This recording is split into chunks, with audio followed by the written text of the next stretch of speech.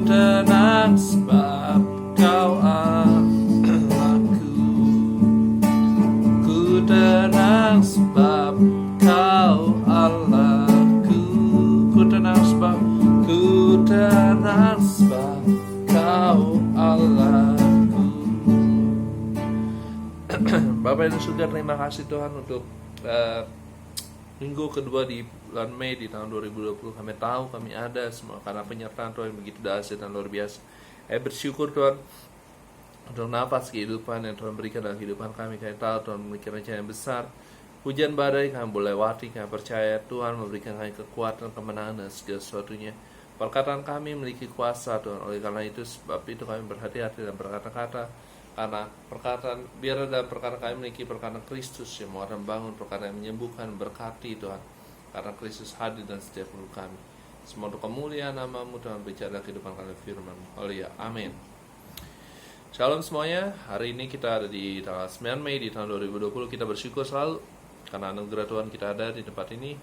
Kita dimanapun kita berada, Tuhan hadir dalam kehidupan kita.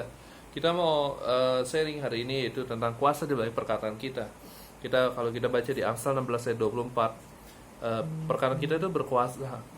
Kenapa perkataan kita berkuasa? Karena di Amsal 16 ayat 24, perkataan yang menyenangkan adalah seperti sarang madu, manis bagi hati dan obat bagi tulang.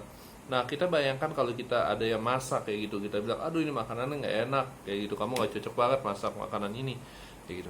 Lain halnya ada yang orang kedua dia bilang, makanan kamu sebetulnya sih enak, cuman kurang garam, kayak gitu. Artinya orang pasti akan lebih memilih kata yang kedua. Artinya ada satu makanan yang hambar dan dia kurang garam gitu. Jadi artinya apa? Kalau di Amsal 16 ayat 24, perkataan yang menyenangkan adalah seperti sarang madu, manis bagi hati dan obat bagi tulang-tulang. Artinya apa? Melalui perkataan kita bisa berkati, bisa menyembuhkan, bisa menguatkan orang-orang sekeliling kita.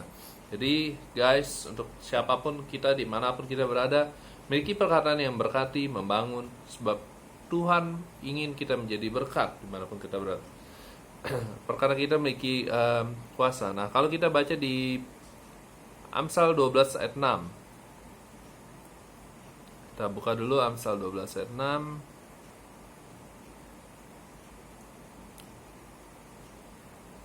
Sambil buka, kita baca di Amsal 12 ayat 6. Perkataan orang fasik menghadang darah, tapi orang jujur menyamakan orang. Jadi melalui perkataan kita bisa menjadi berkat. Perkataan kita juga bisa membunuh seorang, kayak gitu. Misalnya orang yang lagi putus harapan, kita bisa lalu melalui perkataan kita bilang, kamu nggak berharga, nggak mampu, nggak bisa, orang itu jadi patah semangat. Tapi kalau melalui perkataan kita, walaupun orang itu pada saat dia ujian dapat nilai kurang bagus, kita kasih dia semangat, kamu pasti bisa, kayak gitu. Asalkan kamu giat lebih lagi belajar, kamu pasti mampu, kayak gitu. Ingat waktu Tuhan Yesus memberi makan 5.000 orang, itu 5 roti dan 2 ikan, kayak gitu. Bisa kasih makan 5.000 orang. Itu bagaimana? Karena Tuhan Yesus mengucap syukur dalam kehidupan kita. Hari-hari ini ada corona atau apapun badai kehidupan, kita bilang stop, selesai. Tuhan pasti akan bekerja, berkarya. Tuhan akan menolong, kayak gitu. Cerita Tuhan Yesus ketika ada di tengah laut kayak gitu, dia dalam perahu, dia sedang posisi tertidur, lalu murid-muridnya ada angin badai kayak gitu, angin badai, terus mereka bingung bagaimana mereka harus, akhirnya mereka bangunkan Tuhan Yesus, akhirnya angin badai itu di stop, diberhentikan kayak gitu. Hari-hari ini mungkin kita sedang ngalamin corona atau apapun, atau badai apapun dalam kehidupan kita, percaya Tuhan akan selesaikan, Tuhan akan berikan jalan keluar, Tuhan akan berikan kita kemenangan, keluar melewati badai kehidupan kita, menjadikan orang-orang yang berkemenangan. Semua ini kita bisa lewatin ya, sementara tetap berharap bersama pada Tuhan, karena Tuhan adalah kekuatan dalam kehidupan kita. Saat ku tak melihat jalanmu, saat ku tak mengerti rencanamu, namun tetap ku pegang janjimu, pengharapanku hanya padamu. Hatiku percaya,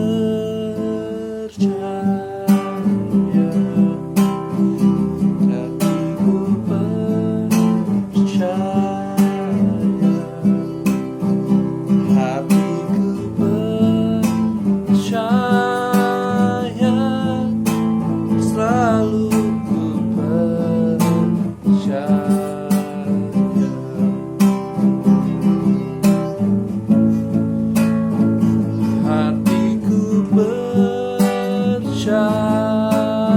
I will trust in you, Jesus. Hatiku percaya,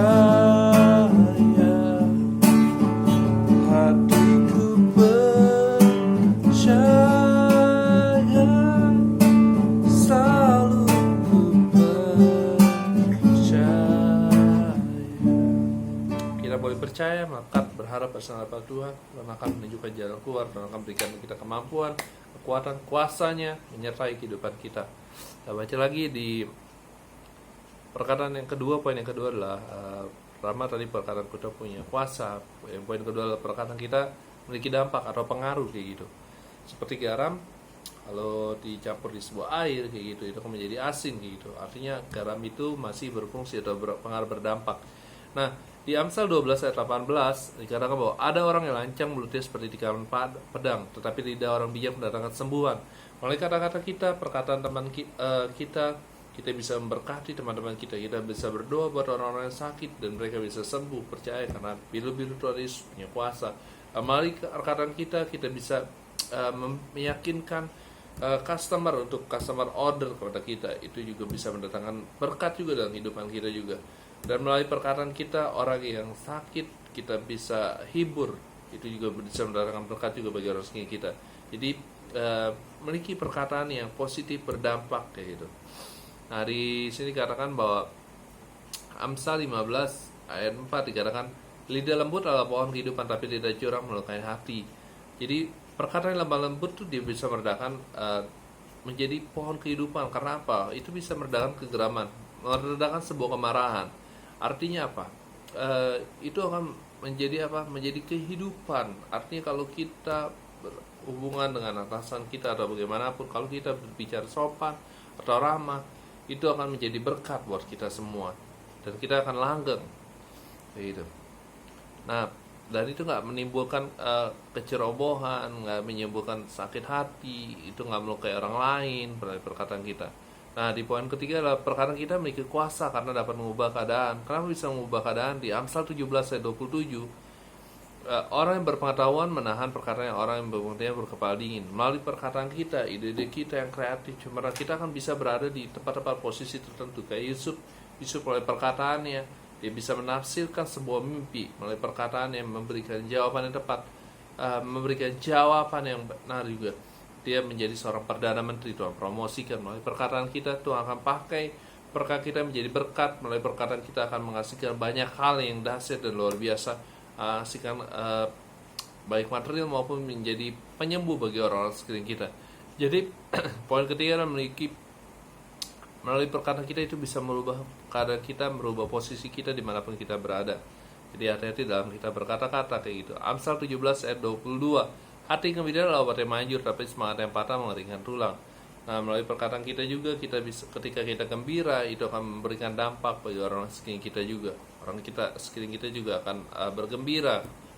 Pada saat kita bergembira, orang-orang sekeliling kita juga akan bergembira. Itu akan menjadi sebuah influence, artinya pengaruh atau memberikan pengaruh, dampak kayak gitu. Kalau orang kayak flu, dia akan memberikan pengaruh ke orang sekelilingnya, flu juga. Tapi kalau kita tersenyum melalui perkataan yang benar, yang bagus, yang berkati, dia juga akan menjadi berkat bagi orang sekeliling kita.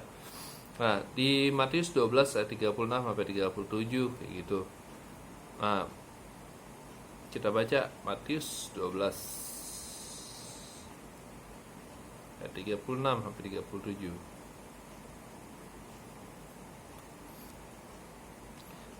Matius 12 ayat 36 sampai 37. Tetapi aku berkata kepadamu, setiap kata sia-sia yang diucapkan orang harus dipertanggungjawabkan pada hari penghakiman.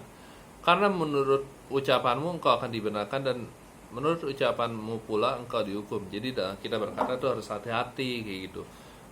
Jangan kayak Ferdian Pelanka itu yang dari Bandung, kita tahu gara-gara perkataan dia mau coba main-main, dia kasih prank, kasih sampah kayak gitu, dia coba cemooh orang waria itu. Jadi gara-gara kayak gitu dia harus dihukum di penjara 4 sampai 12 tahun kayak gitu. Jadi dan dari sini dikatakan bahwa di Matius 12 setiap kata-kata yang sia-sia diucapkan orang harus dipertanggungjawabkan pada hari penghakiman. Nah, artinya apa? Setiap perbuatan kita itu harus dipertanggungjawabkan. Jadi hati-hati dalam perkataan kita. Kalau kita ngomongnya baik, pasti hal yang terbaik juga yang kita dapatkan. Sama seperti seorang petani menanam sebuah jambu, pasti hasil jambu juga yang didapat gitu. Kalau dia tanam durian, pasti hasil durian juga. Ferdian Pelanka dia coba kasih hal yang terbaik, tapi tindakan dia tidak terbaik, hasilnya mendapatkan hal yang terburuk dalam kehidupan dia juga. Jadi hati-hati dalam kita berkata-kata dan bertindak. Nah, kita baca lagi di Efesus 4 ayat 29.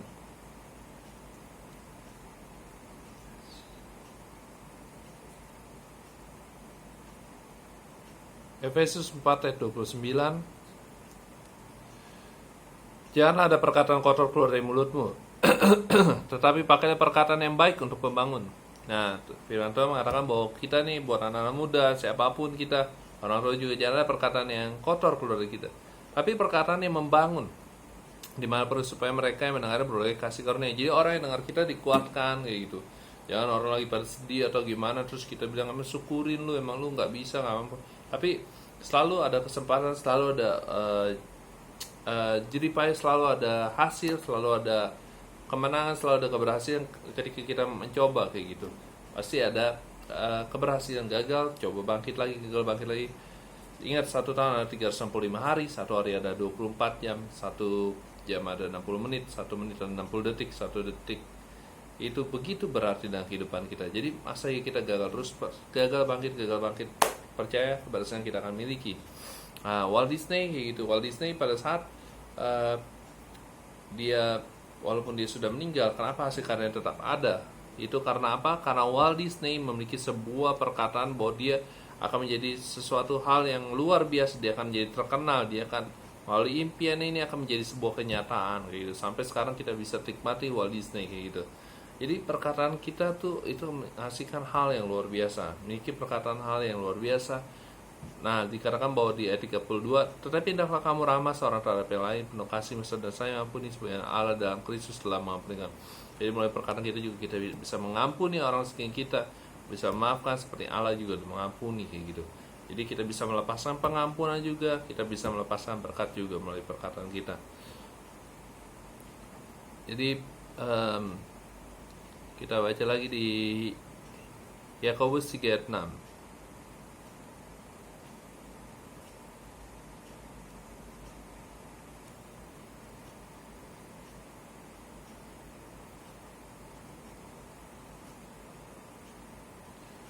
Lidah pun adalah api yang merupakan suatu dunia kejahatan dan mengambil tempat di antara anggota tubuh kita sebagai suatu yang dapat menodai seluruh tubuh dan menyalakan roda kehidupan kita, sedang ia sendiri nyalakan oleh api neraka. Nah, dari 9, dengan lidah kita memuji Tuhan Bapa kita, dan lidah juga kita mengutuk manusia yang diciptakan menurut rupa Allah. Dari mulut yang satu keluar berkat dan kutuk, hal ini saudara tidak boleh demikian terjadi. Adakah sumber memancarkan air tawar dan air pahit dari mata air yang sama? Jadi saudara-saudara, pohon ara menghasilkan buah zaitun, dan adakah pohon anggur yang menghasilkan buah ara? Demikian juga mata air asin tidak dapat melakukan air tawar. Nah, jadi melalui perkataan kita harus memiliki perkataan yang berkati. Di sini katakan bahwa di lidah pun memiliki kuasa kayak gitu. Daripada kita berkata-kata kayak gitu, lidah ini seperti api kayak gitu. Nah, kalau kita baca di ayat-ayat sebelumnya kayak gitu. Di sini katakan bahwa saya baca dulu. Nah, di Yakobus 3 ayat 2, sebab kita semua bersalah dalam banyak hal, barang siapa tidak bersalah perkataannya, ia adalah orang sempurna yang dapat mengendalikan seluruh tubuhnya. Artinya kalau dalam hal ini, kalau bicara itu adalah perak, diam itu emas, lebih baik kita diam. Silent is gold kayak gitu. Jadi pilihlah yang terbaik dalam kehidupan kita. Nah, di ayat 3 kita mengenakan kekang pada mulut kuda, sehingga ia menuruti kehendak kita. Dengan jalan demikian kita dapat juga mengendalikan seluruh tubuhnya. Artinya apa? Dalam perkataan kita harus minta Tuhan taruh kekang dalam mulut kita, supaya kita mengeluarkan perkataan-perkataan yang positif, yang benar. Jadi ditaruh filter kayak gitu. Jadi disaring hanya perkataan yang benar, yang bagus, yang patut dipuji. Dan lihat saja kapal-kapal walaupun ayat 4, dan lihat saja kapal-kapal walaupun amat besar dan digerakkan oleh angin keras, namun dapat dikendalikan oleh kemudi yang amat kecil menurut kehendak jurumudi. Nah, walaupun lidah itu kecil, tapi lidah itu bisa berpengaruh terhadap seluruh tubuh kita. Jadi hati-hati dalam berkata-kata, biar memiliki perkataan yang bagus, yang benar, yang perlu dipuji. Di ayat 5, demikian juga lidah, walaupun suatu anggota tubuh kecil dari tubuh, namun dapat menegakkan perkara-perkara yang besar. Nah, kita bisa menangkan banyak hal, pengacara bisa menangkan banyak hal, marketing bisa menangkan banyak hati kliennya, perkataan kita bisa menyenangkan hati orang tua kita, banyak hal. Melalui perkataan kita juga kita bisa dapat nilai bagus, sekolah juga, banyak hal juga kita menjadi prestasi, banyak hal. Jadi lihatlah betapa kecilnya api ya dapat membakar hutan yang besar. Jadi hati-hati dalam berkata-kata kayak gitu.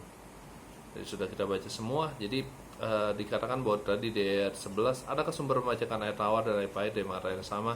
Jadi dalam hati kita, hati-hati dalam kita berkata-kata kayak gitu. Orang bilang kan kadang suka bilang, wah gue mah cuma mulutnya doang kayak gitu, tapi hati gue baik. Tidak, dari sebelum muncul keluar dari mulut, itu timbul dari hati dulu. Jadi hati-hati. Jadi dalam kita kata-kata harus berpikir dulu. Itu makanya penting ada istilah kata, lebih baik kita harus berpikir dahulu baru kita berkata-kata. Jangan kita berkata-kata dulu baru kita berpikir, terbalik. Nah, dari sembilan, dengan lidah kita memuji Tuhan Bapa kita. Jadi lebih baik kita mengeluarkan kata-kata pujian untuk kemuliaan nama Tuhan. Dengan lidah juga bisa mengutuk manusia, bisa kita juga menjadi berkat. Jadi mengeluarkan hal yang bagus, yang positif, semua untuk kemuliaan nama Tuhan. Segala hal yang baik semua terjadi dalam kehidupan kita. Jadi perkataan hal yang baik, kita mengangkat pujian lagu semua baik. Semua baik, semua baik. Apa yang telah kau perbuat di dalam hidupku, semua baik, sungguh teramat baik. Kau jadikan hidupku berarti. Semua baik,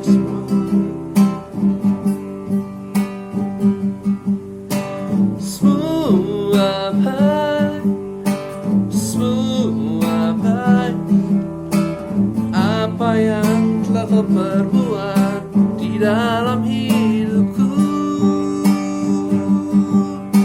semua baik, sungguh teramat baik. Kau jadikan hidupku berarti. Terima kasih Tuhan untuk hal terbaik Tuhan. Kami bersyukur dan terima kasih Tuhan telah menjadikan segala sesuatunya baik, sebagaimana semuanya terjadi dalam kehidupan kami. Kami mau memperkatakan yang baik, yang benar, yang terpuji. Kalau Allah pamuli penyembuh, Tuhan pulihkan bangsa kami juga. Tuhan pulihkan bangsa kami juga. Tuhan pulihkan pemimpin kami. COVID-19 boleh selesai, berhenti, dan Indonesia boleh dipulihkan, diberkati. Jadi berkat bagi banyak orang, berkati keluarga kami, sekeliling kami, lingkungan kami, semua untuk kemuliaan nama Tuhan. Haleluya, amin.